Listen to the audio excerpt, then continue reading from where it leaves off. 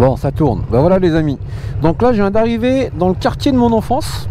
Du coup, de Levallois, où je viens de vous montrer l'ancien bar-restaurant de mon père. Ben, mon père, malheureusement, quand son associé s'est barré avec la recette et qui s'est retrouvé vraiment dans la merde, et ben on a atterri ici.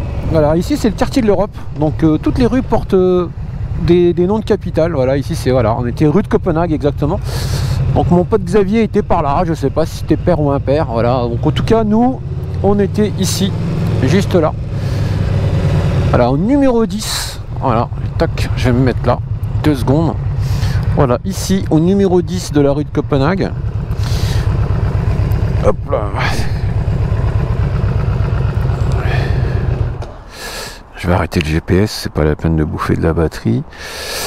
Donc voilà les amis, ici comme je vous dis, on a grandi dans cet immeuble. Moi franchement j'aimerais bien un jour pouvoir rentrer. Si quelqu'un pouvait éventuellement ouvrir la porte, j'aimerais bien aller à l'intérieur et vous montrer. Voilà. Donc on rentre dans cette cour là. Parce que bon, le problème c'est que les beaux appartements sont réservés. C'était pas pour nous. Nous on est dans les chambres de bonne tout en haut. Donc là on rentre au fond à droite dans la cour. Il y a un escalier de service. Pour monter, je vais vous montrer. Je vais reculer un peu. Bon franchement c'était pénible quand même parce qu'on était dans 2 petites chambres de bonne à 8. Bah voilà, tout en haut là-bas. Je sais pas si vous allez voir d'ici, je vais reculer encore. Hop, voilà, tout en haut, vous voyez, toute petite fenêtre là, un peu mansardée comme ça.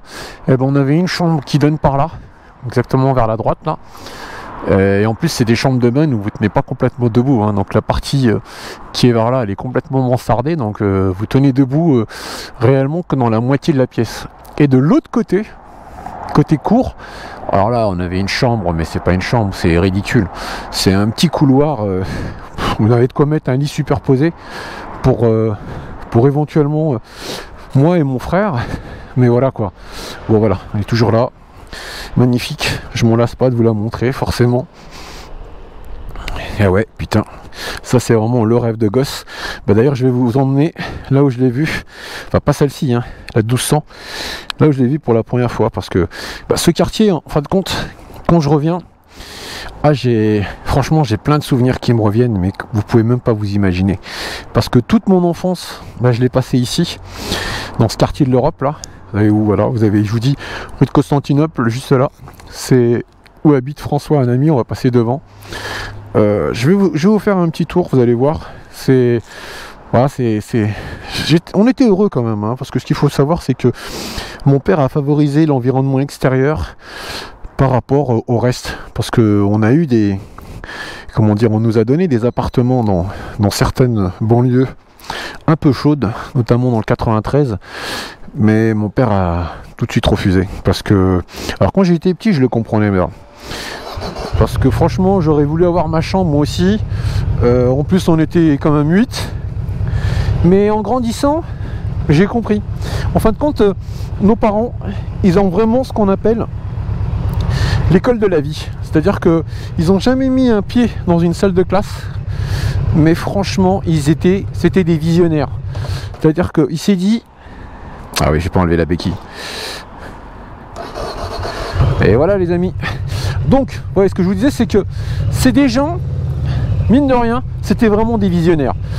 Parce que là, au moins, je vais vous dire une chose, hein, c'est l'un des quartiers les plus riches de Paris.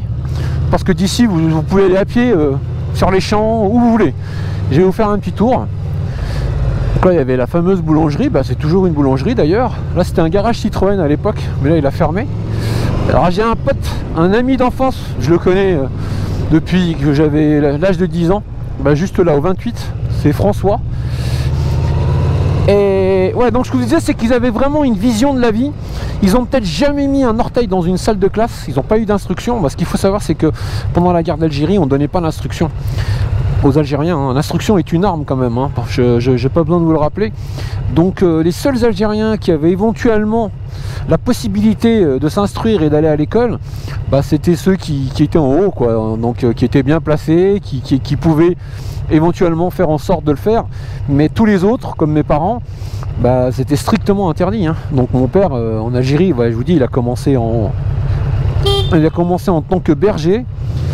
Après il a travaillé dans l'agriculture avant de pouvoir à la fin de la guerre venir en France. Mais tout ça pour dire que voilà, l'instruction, mes amis, est une arme. En plus de l'éducation que nous donnons à nos enfants, l'instruction est une véritable arme. Voilà, donc là, plein de souvenirs. Là, une fois, on a acheté des boules puantes dans cette boulangerie. Putain, on s'est fait choper comme des cons. Là, j'ai mon pote qui est à l'aquarium, là, ici. C'est un ami d'enfance, c'est François. Ça fait des années qu'il est là. Ah là là, mes amis, vous pouvez pas savoir et imaginer tous les souvenirs que j'ai dans ce quartier. Vraiment, c'est... Oh là là là là là. Là, il y a Michel, là. Michel, il va me reconnaître. Sa sœur également, je pense, parce que ils habitaient juste là. Parce que la plupart de mes amis, il faut savoir, c'est des Portugais qui tenaient des loges. Donc leurs parents tenaient des loges. Donc juste ici, là. Voilà, là.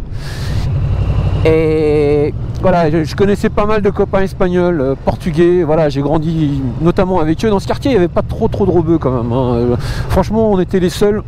Alors ici, mes amis, souvenirs. Ici, ça a changé, hein. Mais ici, c'était des bains-douches. Voilà, on venait ici pour prendre une douche de 20 minutes, hein. Franchement, une 20 minutes, pas plus, hein.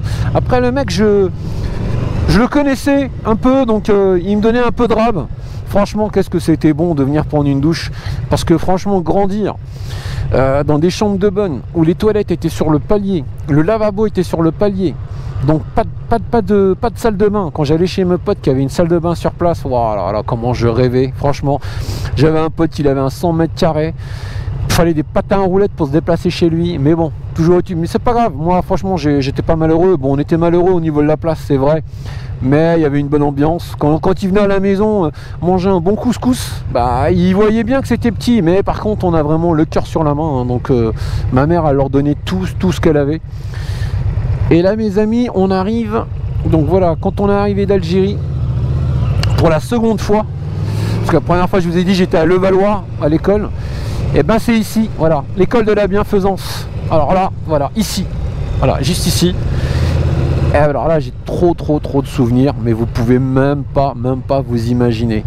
Voilà, j'étais là, donc je salue Monsieur Carlou, qui est devenu directeur par la suite, donc je l'ai connu en tant que prof, Madame Lamy. Maintenant, il est à la retraite, mais vous voyez là, c'est des souvenirs. Toute mon enfance, je l'ai passé là. Ma scolarité, je l'ai passé là en primaire. Après, je vais vous amener à mon collège-lycée. Là, c'est la place Saint-Augustin, avec une église qui est vraiment sympa. Voilà, place de Saint-Augustin. Voilà, donc je vous disais, voilà, nos parents avaient vraiment, je sais pas, à l'école de la vie, je vous dis, ils étaient vraiment visionnaires sur des tas de choses. Mon père, il savait même pas signer, il faisait une croix d'ailleurs pour signer. À la fin, j'en avais un peu marre, parce que ce qu'il faut savoir, c'est que depuis l'âge de 12 ans, c'est moi qui m'occupais de tout. Pour remplir les feuilles de soins, les impôts, enfin tout ce que vous voulez, hein. Moi franchement, ma jeunesse, mon adolescence, je l'ai pas vécu comme la plupart de mes potes. Mes potes, ils pouvaient faire ce qu'ils voulaient. Moi malheureusement, je pouvais pas. Quand mon père, des fois, il se lève, il me dit écoute, aujourd'hui on a ça à faire, bah tu sais que tu restes à la maison et ça va être avec lui que tu vas te déplacer, pas avec tes potes, quoi. Et puis c'est comme ça et tu discutes pas. Mais voilà, en tous les cas, c'est... Après, voilà. Ah, alors là, mes amis, je vais quand même vous raconter une petite anecdote. Voilà, j'ai commencé dans cette agence le 17 octobre 1994. Vous voyez, cette agence-là, 17 octobre 1994.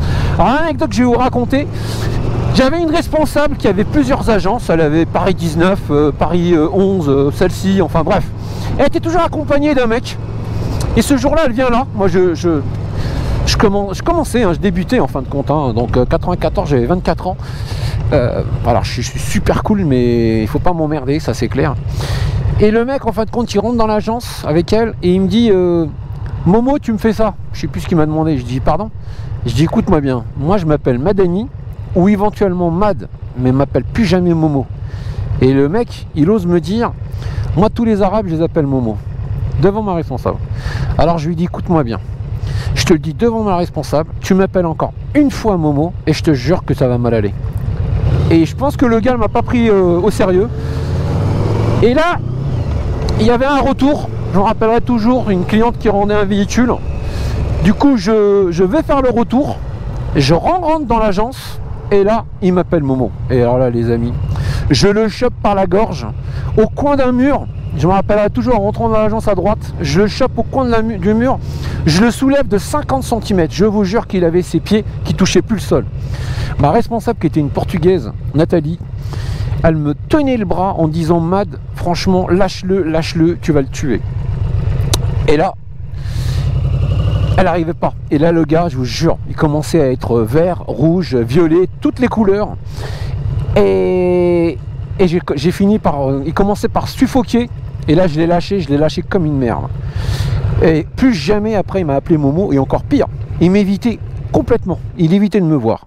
Donc tout ça pour dire quoi, les amis? Alors là, on est au Parc Monceau. Ça, c'est vraiment pareil. Hein. C'est toute ma jeunesse. Tout ça pour dire, les amis, que il faut pas laisser passer ce genre de choses. Ça, c'est clair. Parce que si le premier à qui il avait appelé Momo avait fait la même chose que moi j'aurais pas subi ça. Mais malheureusement, voilà. Et bah du coup, moi je peux vous dire que toutes les autres personnes derrière moi, plus jamais il les a appelés Momo. Regardez-moi ces appartements. Donc voilà, là c'est le Parc Monceau. Alors ici c'est pareil, j'ai une belle anecdote à vous raconter, vous allez être mort de rire.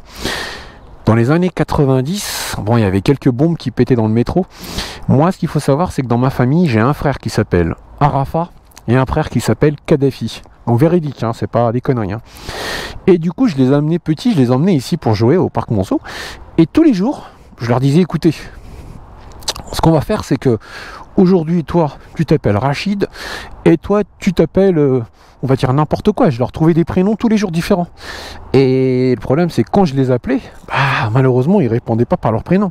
Et au bout d'un moment, quand ça me saoulait, je criais fort: Arafat, Kadhafi. Et là, je vous jure, toutes les mamies sur le banc, mais elles disaient: mais qu'est-ce que c'est que ça? Et je vous jure, c'était un truc de ouf. Et puis du coup, bah voilà, c'était trop drôle, mais bon, sur le coup, je me marrais moins, mais voilà, et c'est vrai que c'est des prénoms qui sont un peu durs à porter, surtout Kadhafi. Mais d'ailleurs, tout le monde l'appelle Daf. Mais voilà, en tout cas, ce Parc Monceau là, on a fait des chasses à l'homme avec des copains. Ah, franchement, c'est plein de souvenirs. Bon, je vais aller vous montrer mon lycée, et puis je vais vous reprendre tout de suite. À tout de suite.